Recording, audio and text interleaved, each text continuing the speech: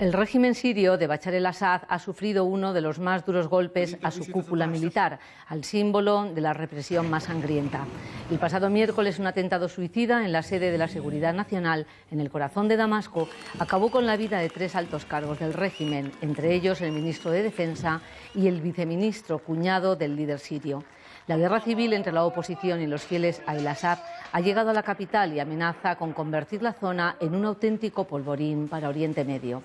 La población busca refugio huyendo de los combates que desde que comenzó el conflicto hace 16 meses ha costado la vida a más de 20.000 personas.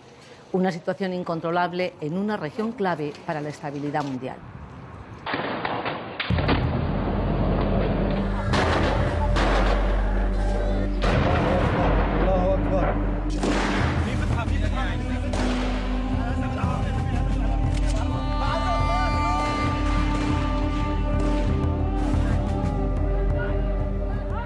De todas las primaveras árabes, la Siria, casi un año y medio después de su estallido, se ha revelado con B y con V la más sangrienta, compleja y geoestratégicamente más peligrosa. Según diversas fuentes, incluidas las Naciones Unidas, habrían muerto hasta 25.000 personas, la mitad de ellas civiles. Decenas de miles de refugiados han huido a los países vecinos: Líbano, Turquía, Irak o Jordania. También se cuentan por decenas de miles los prisioneros en cárceles donde se ha denunciado el uso generalizado de las torturas más atroces. Las organizaciones internacionales han protestado contra la Sabija, milicias del gobierno que siembran el terror entre la población, convirtiéndola en un permanente escudo humano. Desde el día 15, la oposición y los rebeldes han desencadenado la que denominan ofensiva final, bautizada como Operación Volcán, terremoto en Siria, para hacerse con la capital. El arzobispo maronita denuncia que estos días se vive un apocalipsis en Damasco.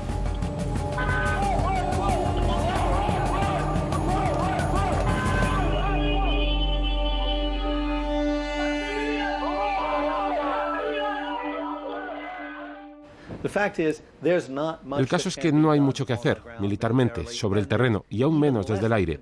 Vamos a asistir a una guerra larga y sangrienta entre los propios sirios. Habrá muchas mediaciones diplomáticas, pero a fin de cuentas, la analogía no será Libia, la analogía será Bosnia. La analogía será el Líbano de los años 70 y principios de los 80. Será uno de esos conflictos encarnizados que duran hasta que ambos bandos quedan tan maltrechos que deciden que ya no pueden seguir luchando. El atentado a la unidad de crisis del gobierno sirio, los cuadros de mando del régimen autocrático de Bashar el-Assad, daba el golpe de gracia a una revuelta que ha desembocado en guerra civil y auténtico polvorín en el corazón de Oriente Medio. Un supuesto guardaespaldas kamikaze arrancaba de cuajo parte de la cúpula militar y de inteligencia en cuyas manos estaban las decisiones sobre cómo afrontar a los opositores. Entre los muertos, el cuñado del presidente, el general Asef Shaukat, parte de la trilogía que se completa con Maher, el hermano menor de Bashar el-Assad, al mando de las 3 divisiones de la Guardia Republicana, entrenadas al estilo iraní. Bashar el-Assad. Cuando asumieron el poder hace 12 años, se decía que los sirios tendrían 3 presidentes por el precio de uno. Siria es un país muy complicado. Siria es un país que, además de tener toda una serie de circunstancias que le pueden hacer parecer, por ejemplo, al Líbano y el Irak, en el sentido que hay confesiones, que hay comunidades, por tanto, es una sociedad fragmentada, ha tenido un pasado político de golpes militares que en un momento determinado fueron muy frecuentes, y desde el año 1963 tuvo posiblemente el golpe militar más importante que se dio en la zona del Oriente Medio. En 1963, el partido Ba'ath, Renacimiento Socialista y Panárabe, se hacía con el poder en Siria e Irak. Ambos acabarían rompiendo relaciones, pero siempre bajo la férula de Moscú. El ministro de Defensa de Siria, Hafez el-Assad, tomó el poder en 1970. Solo lo abandonaría a su muerte 30 años después. La única autocracia de la zona que vaya por la segunda generación. Siria, un país de 21 millones de habitantes con 47 confesiones, desde la mayoría de 2/3 sunita a la minoritaria alrededor del 8% cristiana, pasando por el 15% de los alauitas. Una rama del Islam chiita enterraba a su dictador en olor de multitudes.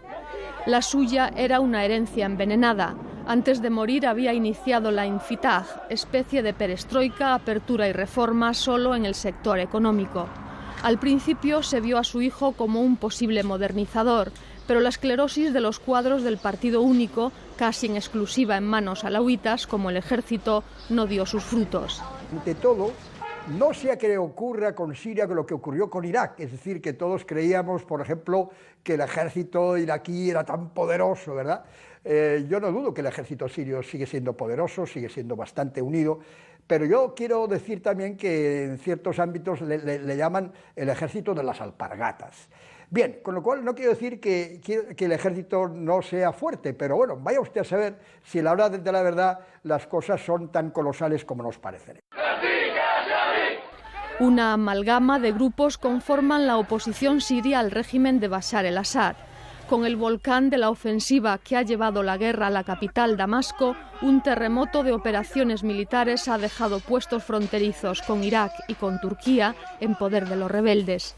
Ahora será más fácil hacerles llegar armas y, sobre todo, controlar en manos de quien acaban.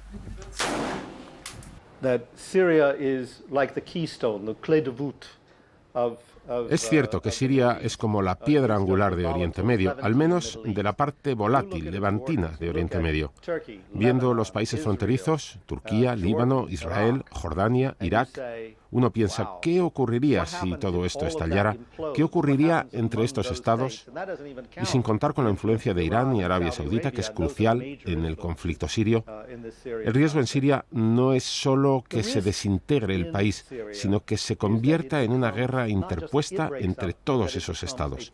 En cierta medida ya estamos viendo en Siria una guerra interpuesta entre Arabia Saudita e Irán, o entre lo que podríamos llamar el eje saudí-americano, turco e Irán.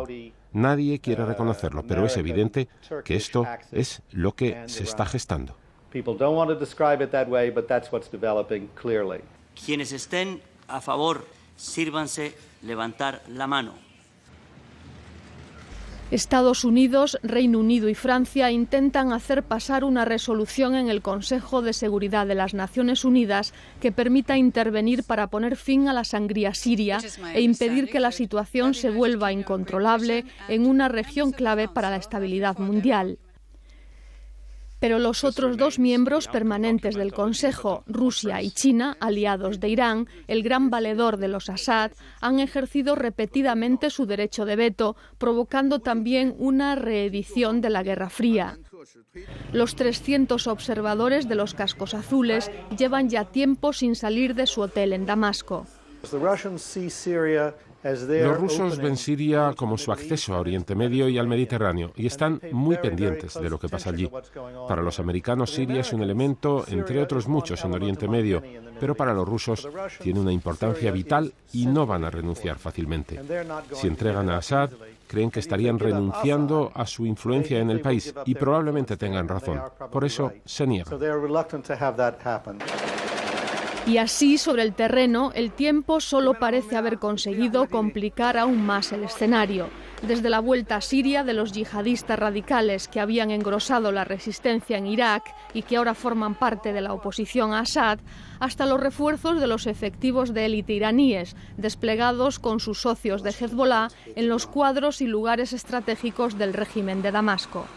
Yo acabo de estar ayer y anteayer precisamente en Tiro y en la parte de la frontera libanesa con Siria, en donde pude entrevistarme tanto con dirigentes salafistas, jeques salafistas que viven en Trípoli, como el jefe de la milicia alauita que está protegido por Siria. Diré en este sentido que en el Líbano se está esperando, y sobre todo en Trípoli, en cualquier momento, que lo que hasta ahora han sido cuestiones fronterizas de poco alcance, tiraban de un lado y otro, se complique y pueda realmente causar o provocar, casi diría, una explosión en la zona fronteriza de Trípoli y del norte. Desde que Israel se hizo con los Altos del Golán en su confín norte con Siria, ha sido uno de los puntos neurálgicos de la región. Estos días, Bashar el-Assad ha retirado gran parte de los efectivos para reforzar la capital.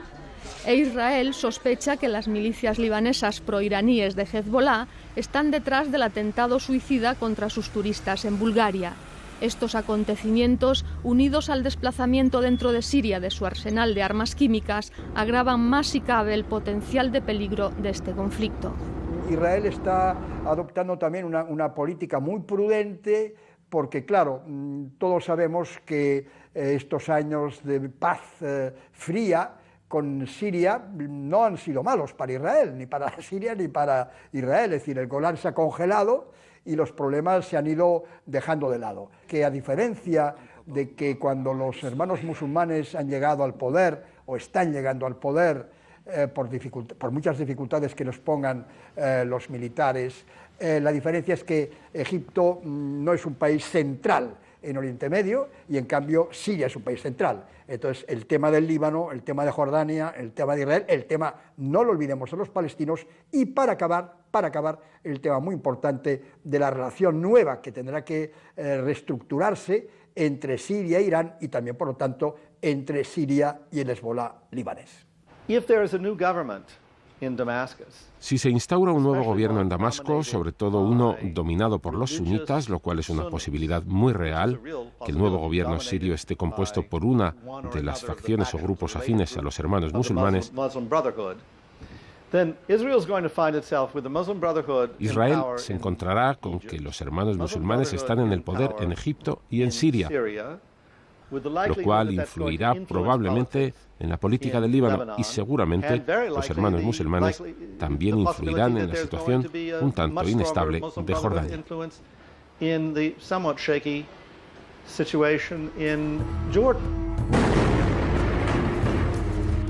En la más pura tradición mediooriental, otro verano caliente en la zona.